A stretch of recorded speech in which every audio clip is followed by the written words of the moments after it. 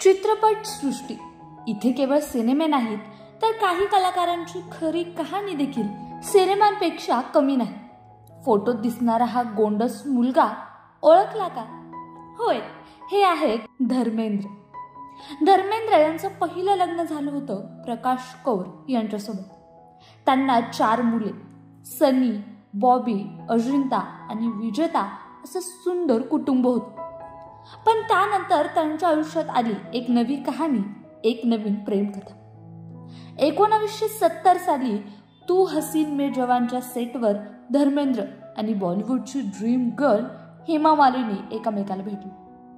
सुरुवातीला केवळ सहकलाकार आणि मग एकमेकांच्या आयुष्याची भागीदार. धर्मेंद्र त्यावेळी अजूनही प्रकाश कौर यांच्यासोबत कायदेशीर विवाहात होते. पण हेमा मालिनीवरचं प्रेम इतकं खोल होतं की त्यांनी इस्लाम धर्म स्वीकारून 2 मे 1980 रोजी गुपचूप निगाह केला. हेमाच्या आयुष्यातही ही वेळ सोपी नव्हती. तिच्या आईला हे लग्न मान्य नव्हतं.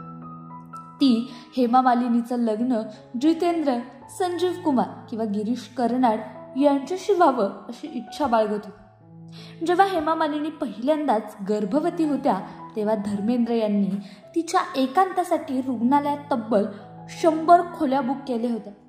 का? कारण त्यांची प्रेम कहाणीचं हे गुपित बाहेर फुटू नये हे त्यांना मनापासून वाटत होतं. प्रेम, नातं, गुंतागुंत आणि आयुष्य.